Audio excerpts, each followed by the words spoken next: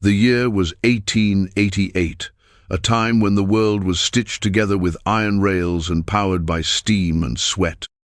At the Grand Union Depot in Ogden, the air was thick with the scent of coal smoke, hot metal, and the anxious energy of 100 different journeys beginning or ending.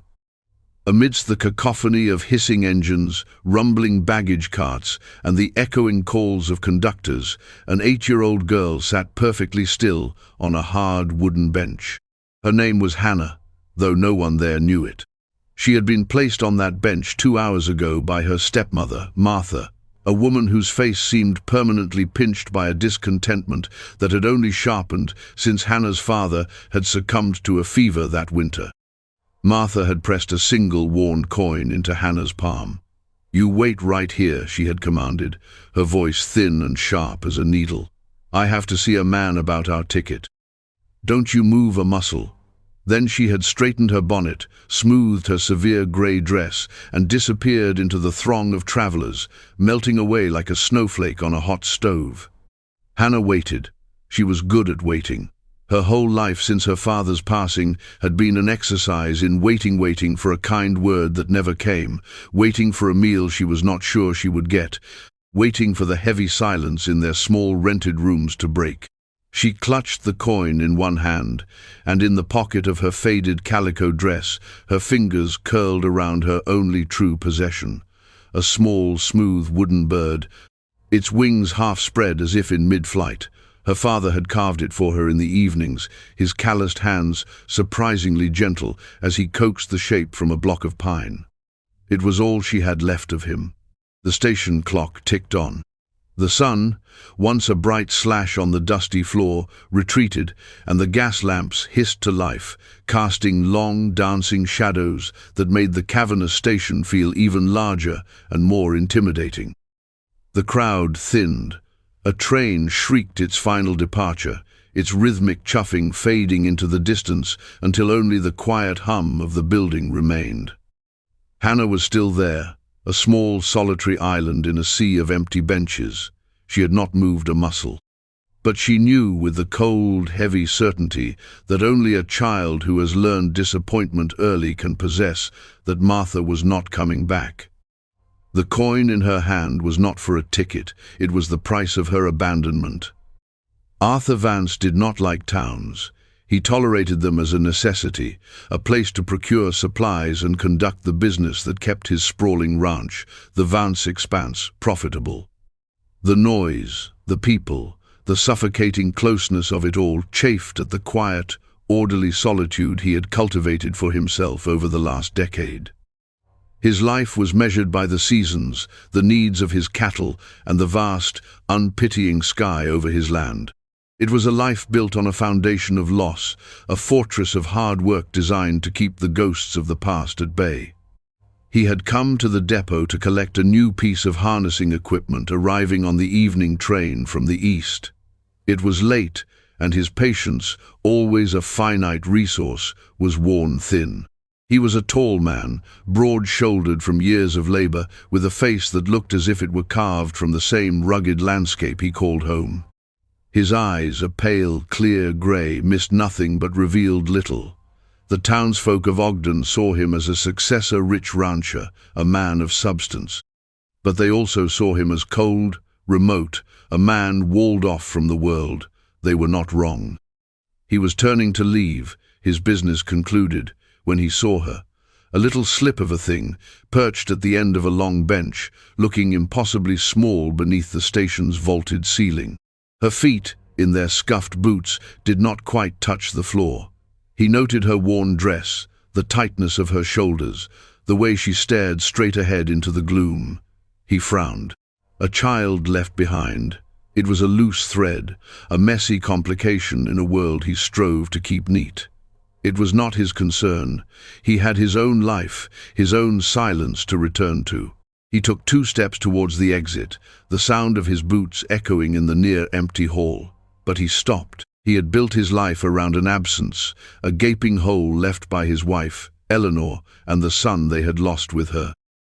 The silence of his grand ranch house was not peaceful. It was the sound of what wasn't there, and in the profound stillness of this child, he recognized a similar quiet.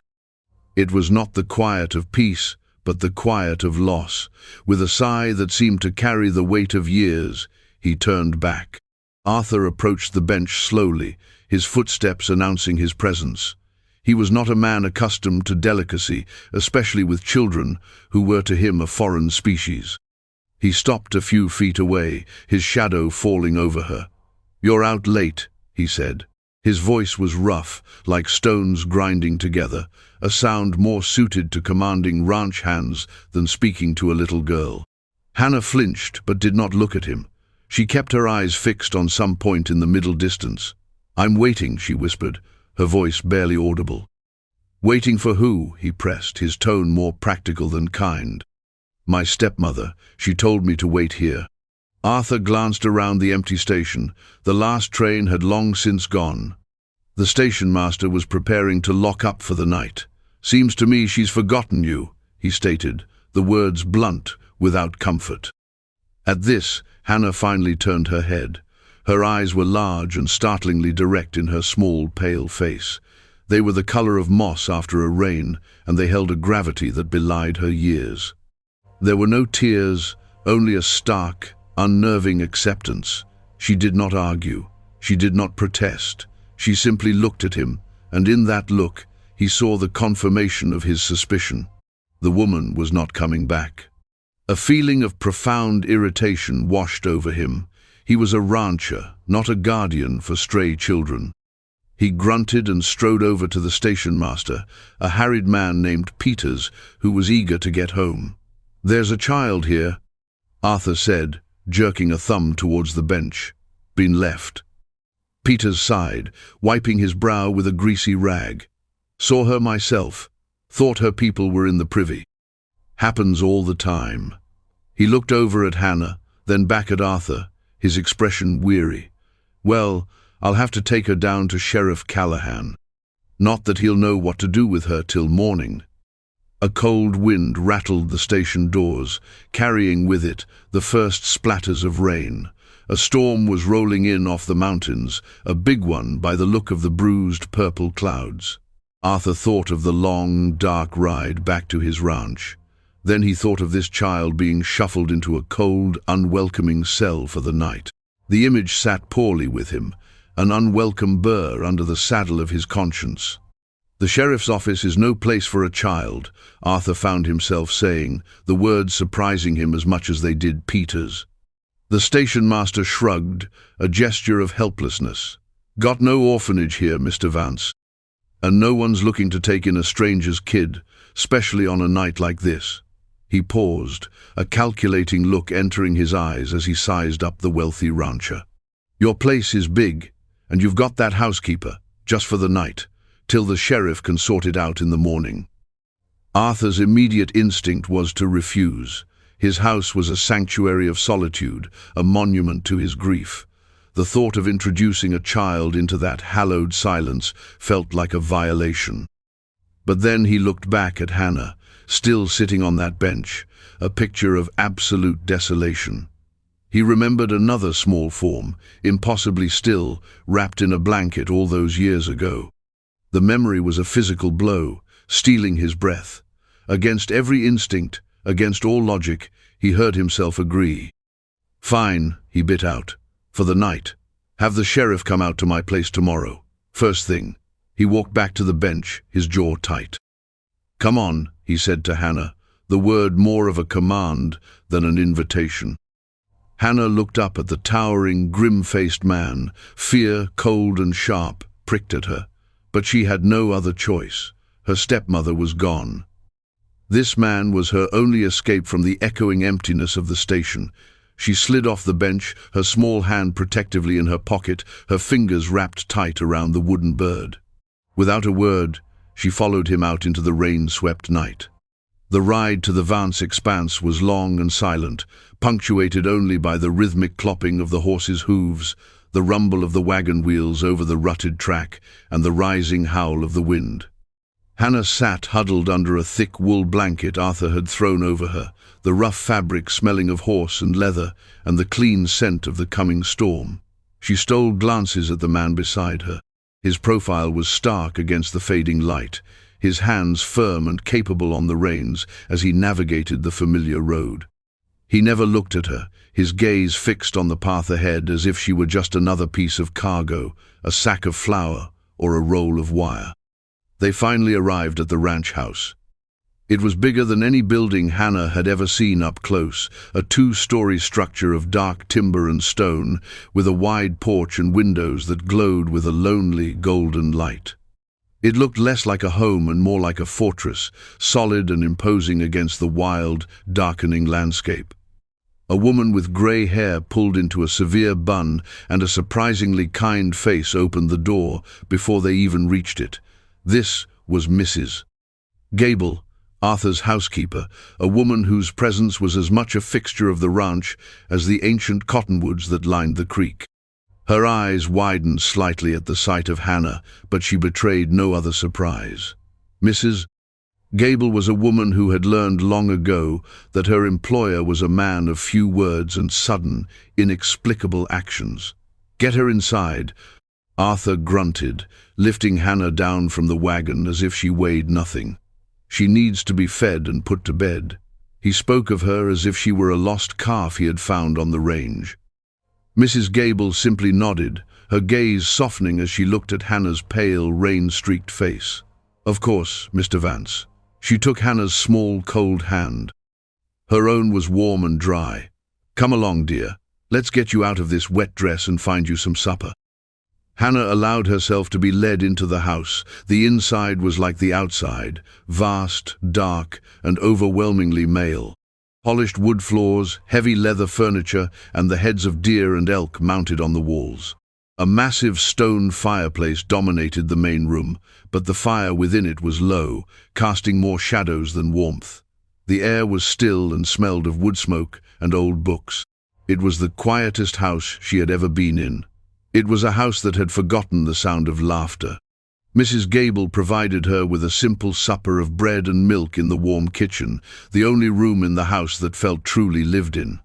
Arthur ate his own meal in silence at the head of a long, empty dining table. Afterwards, Mrs. Gable led Hannah upstairs to a room at the end of the hall. The room was clean and spare, containing a simple bed, a dresser, and a small window that looked out into the stormy darkness. In one corner, draped in a white dust cloth, stood a shape Hannah recognized with a pang of sorrow, a wooden crib.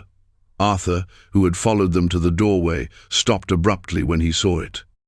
A flicker of something pain, raw and unguarded, crossed his face before he masked it again with his habitual austerity. He had not been in this room in 10 years. He turned away without a word and retreated down the hall, his footsteps heavy on the floorboards. "You sleep now," Mrs. Gable said gently, tucking a thick quilt around Hannah's small frame. "You're safe here tonight." Hannah lay in the strange bed, listening to the storm rage outside. The house groaned and settled around her, unfamiliar sounds in an unfamiliar place. She was not with her cruel stepmother, but she was not home either. She did not know what home was anymore. She pulled the little wooden bird from her pocket and held it tight in her hand under the covers. Its smooth, familiar shape was a small anchor in a vast, uncertain sea. She closed her eyes and, despite her fear, exhaustion claimed her. Later that night, a sound pierced the heavy silence of the house. A child's cry, thin and terrified. Arthur sat bolt upright in his bed. The sound was so alien in his quiet world that for a moment he thought he was dreaming. Then it came again, a choked sob from the end of the hall. It was the girl, Hannah. He rose, pulling on his trousers, and moved down the hallway, guided by the muffled sounds. He pushed open her door. In the faint moonlight filtering through the window, he could see her thrashing in the big bed, caught in the grip of a nightmare. "No," she whimpered. "Please." He did not know what to do. His instincts for comfort had withered and died with Eleanor. He stood there, a large, useless silhouette in the doorway. He should wake her, but he was reluctant to touch her. Instead, he simply walked over to the chair by the window and sat down. He did not speak. He just sat, his presence a silent, solid weight in the room. Gradually, as if sensing she was no longer alone, Hannah's frantic movements subsided. Her breathing evened out, deepening into the steady rhythm of sleep. She had curled onto her side, her small fist resting on the pillow. From her grasp, the wing of the little wooden bird peeked out. Arthur remained in the chair for a long time, watching her sleep. The storm outside began to pass, the rain softening to a gentle patter. In the quiet aftermath, the defenses he had so carefully constructed around his heart began to feel brittle, inadequate. He had filled his life with work, with land, with cattle, solid, predictable things that could not die in childbirth, that could not be stolen from him by fate. But this child, this unwanted, cast-off piece of humanity, had breached his walls without even trying. He felt a stir of something he had not felt in a decade, a fierce, unwelcome, and undeniable protectiveness. The next morning, the world was washed clean. The sun shone brightly on a landscape glistening with rainwater. Hannah awoke feeling small and lost in the big bed. She dressed quickly in her worn clothes and crept downstairs, drawn by the smell of bacon and coffee. She found Mrs. Gable in the kitchen, humming softly as she worked at the stove. "Good morning," the housekeeper said, offering a small, genuine smile. "Did you sleep well after the storm?" Hannah just nodded, clutching her wooden bird in her pocket. She felt a desperate need to be useful, to earn her keep, to not be a burden that would be cast aside again. "Can I help?" she asked, her voice barely a whisper. Mrs. Gable seemed taken aback, then her smile widened. "Well, I suppose you could set the cutlery on the table for us. Just 2 places in here." Arthur found them like that when he came in from his morning chores. Mrs. Gable at the stove and Hannah carefully, painstakingly, placing a fork and knife beside 2 plates at the small kitchen table. He stopped in the doorway, observing the small domestic scene. For the first time, he was not eating alone in the cavernous dining room. He saw the way Hannah's brow was furrowed in concentration, the focused intent on her simple task. She was not asking for anything, only trying to contribute. Over the next few days, a strange rhythm established itself. Sheriff Callahan did come, as promised. He reported that he had sent a wire to the next town on the line and located Martha. The stepmother had claimed Hannah was a difficult child who had run off. She said she would come to collect her as soon as she could arrange passage. The sheriff had left with a promise to return when Martha arrived. The news settled like a stone in Arthur's gut. He found reasons to delay. The roads were washed out from the storm, he told the sheriff. It would be a few days before they were passable. It was a lie, but a plausible one. And in that stolen time he watched Hannah. He watched her follow Mrs. Gable in the garden, her small hands struggling to pull weeds. He watched her sit on the porch for hours, her gaze fixed on the horses in the corral. He saw the way she cared for the wooden bird, sometimes talking to it in soft whispers when she thought no one was listening. One afternoon, Mrs. Gable found him staring out the kitchen window at Hannah, who was trying to mimic the ranch hands, mending a piece of fence, her small face serious. "That bird," Mrs. Gable said quietly. "Her father carved it for her.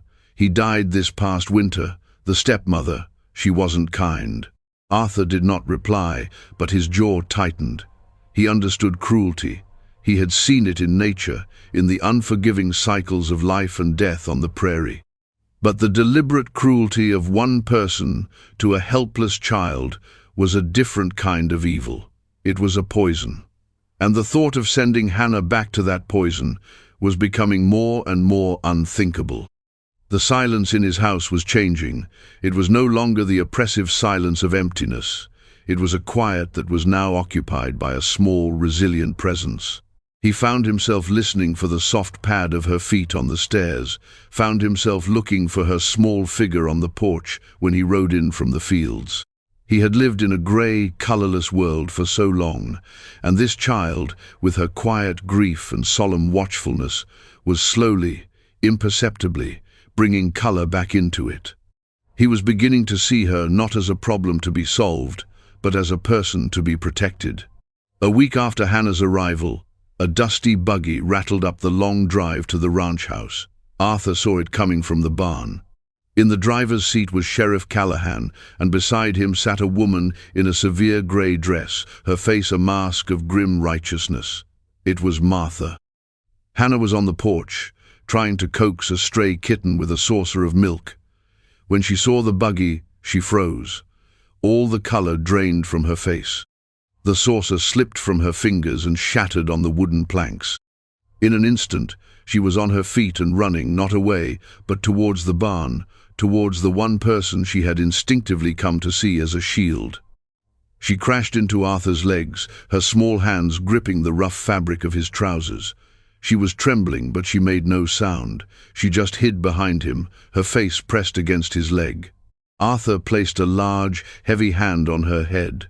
It was the first time he had willingly touched her. The gesture was unplanned, instinctual. He stood his ground as the sheriff and Martha climbed down from the buggy. "Arthur," the sheriff began, his expression uncomfortable. "Mistress Thorne is here to collect her stepdaughter." Martha stepped forward, her lips a thin, hard line. She tried to project an air of maternal concern, but her eyes were cold and assessing as they swept over the grand house and the vast lands beyond. "Hannah, you naughty girl," she said, her voice cloyingly sweet. "Running off and worrying me so. You've caused this good man a world of trouble." Arthur felt the child behind him flinch. He kept his hand firmly on her head, a silent anchor. He looked directly at Martha, his pale grey eyes as cold and hard as river stones. "She didn't run off," he stated, his voice low and dangerous. "She was left at a train station with a single coin." Martha's facade flickered. "That's a lie. The girl is a storyteller, always has been." "Is she?" Arthur's voice was deceptively calm. He knew this woman's kind. She was not here for the child. She was here because she had heard that the child had landed in a place of wealth. She was smelling opportunity.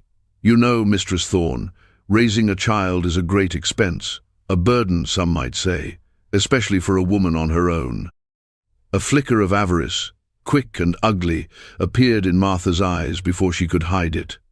"It is my duty. Her father would have wanted it." "I'm sure," Arthur said, his tone laced with ice, "but I'm a man who believes in easing burdens." He reached into his coat pocket. He did not pull out a weapon. He pulled out a leather pouch and a folded legal document. He had ridden to a neighboring town 2 days prior to have a lawyer draw it up. "I am prepared to offer you a sum to compensate you for your past troubles and to relieve you of your future duties. A clean break." The sheriff shifted his weight, his eyes wide. He was witnessing a transaction he had not anticipated. Martha stared at the pouch, then at the document. Her greed warred with her pretense of righteousness. "This is highly irregular," she stammered, though her eyes remained fixed on the money pouch.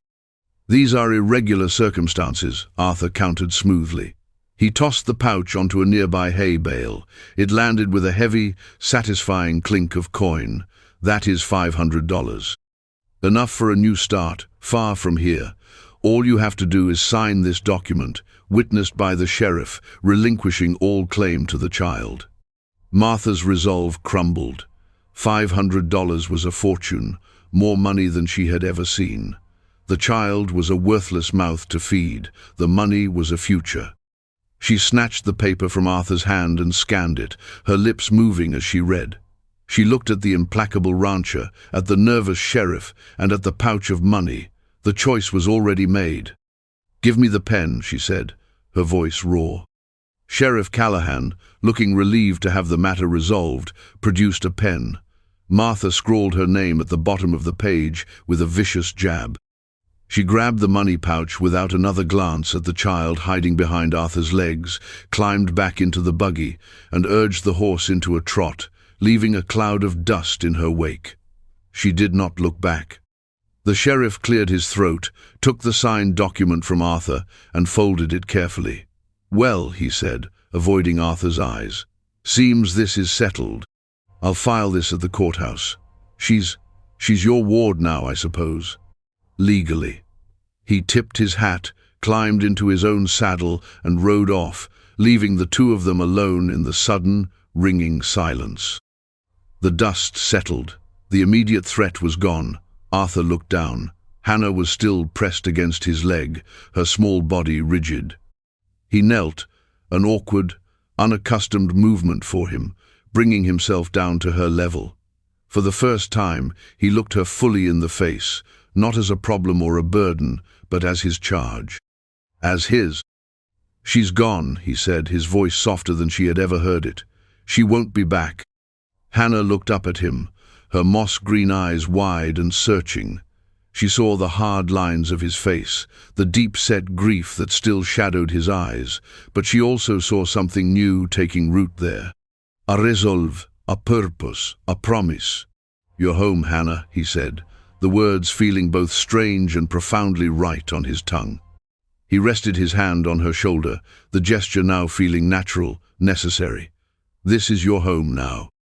For the first time since her father had died, Hannah felt the tight, cold knot of fear inside her begin to dissolve. A single hot tear escaped and traced a clean path through the grime on her cheek. She didn't wipe it away. Instead, she leaned forward and, with a tentative shyness, wrapped her small arms around his neck. Arthur froze for a moment, his body stiff with surprise. Then his own arms came up and enclosed her in a protective, grounding embrace. On the vast, lonely expanse of his ranch, under the wide and watchful sky, a family was born not of blood, but of circumstance, of resilience, and of the unexpected grace of a broken man finding a reason to heal. The seasons turned on the vast expanse. Summer bled into a golden autumn, and autumn gave way to the crisp, clean silence of winter. The ranch house, once a hollow monument to sorrow, began to fill with new sounds. The soft thud of small boots on the stairs, the murmur of a child's voice reading aloud by the fire, and on rare, startling occasions, the sound of laughter. Arthur found his world reordered around this small, quiet girl. He bought her new clothes, dresses of soft flannel and sturdy denim. He cleared the dust and the ghosts from the nursery, and with Mrs. Gable's help, transformed it into Hannah's room, with a proper bed, a small desk, and a shelf for the books he found himself buying for her in town.